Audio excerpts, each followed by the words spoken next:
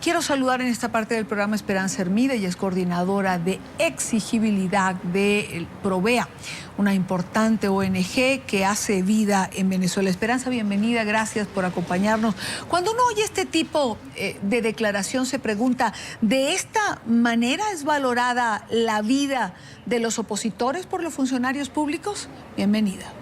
En esta oportunidad sucede que más allá de la tensión diplomática, se ha calificado de una manera muy particularmente discriminatoria el derecho de los seres humanos en el país a disentir. Inclusive se ha pretendido medir, como se observa y se infiere de las palabras del ciudadano embajador ante la OEA, que esa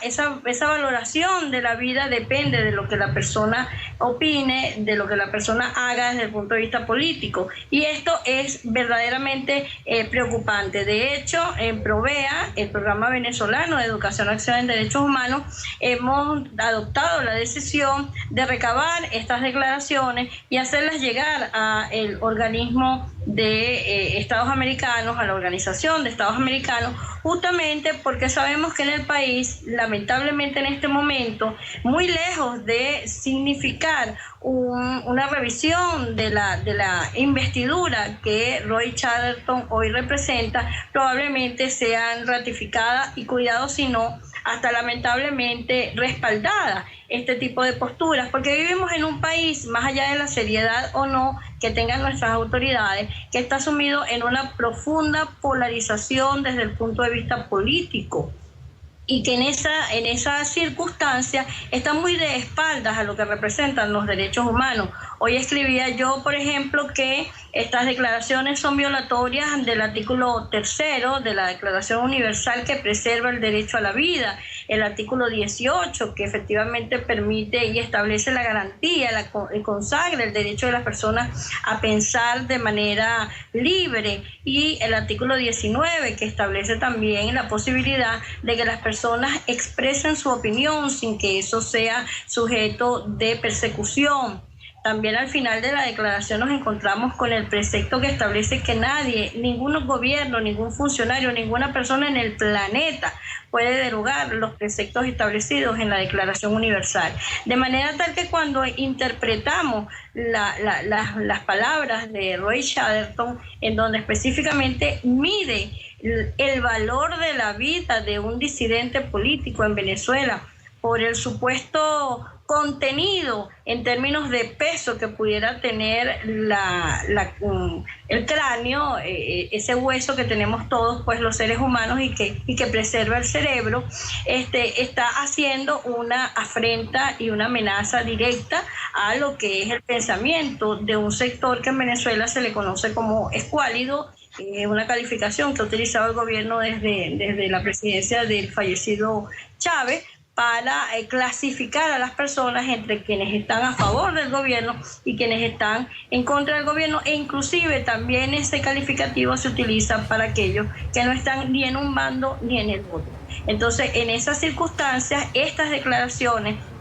probablemente, te repito, puedan ser avaladas por el Estado venezolano y por sus representantes, por sus funcionarios de alto gobierno, pero el llamado es al defensor del pueblo, que debe velar porque se cumple en Venezuela la Declaración Universal de Derechos Humanos, y también el llamado es a la sociedad toda para que reivindique y haga respetar el artículo 43 de nuestra Constitución, que establece el derecho a la vida, y el artículo 46 que en concordancia con esa Declaración Universal establece también la libertad de pensamiento político, porque en este país existe, al menos en la letra de la Constitución, esa garantía. Ahora, Esperanza, ¿por qué el embajador Chatterton haría una declaración de este tipo? Es decir, ¿en qué puede contribuir en un país que tiene una altísima polarización como la que vive actualmente Venezuela? Roy Chatterton es un funcionario de carrera, es una persona inteligente, con un manejo de la ironía normalmente en cada una de sus declaraciones. ¿Qué pasó? El sentido de la declaración, como él suele expresarse cuando se le hacen preguntas de esta naturaleza, habría que también indagarla con él mismo, ¿no? Porque de verdad que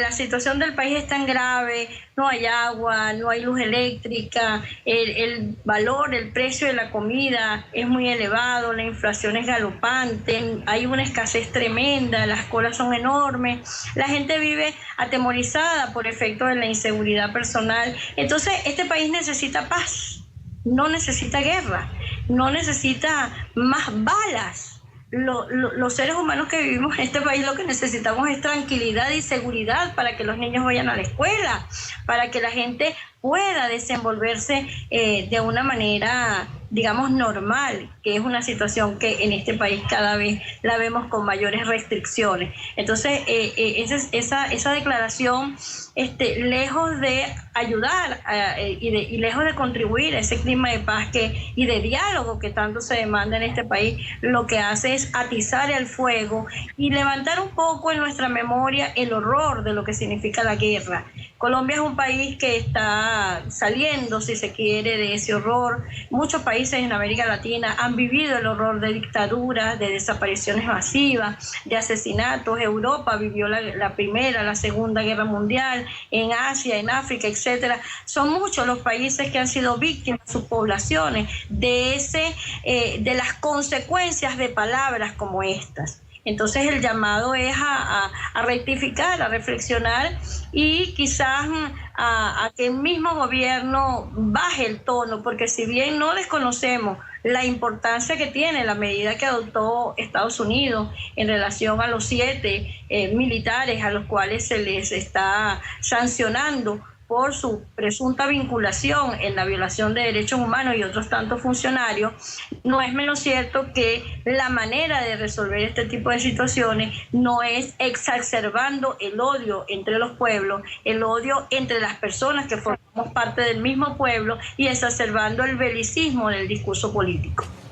Quiero agradecer a Esperanza Hermide, ella es coordinadora de exigibilidad de Provea, ONG que hace vida en Venezuela, por estos minutos en la tarde de NTN 24.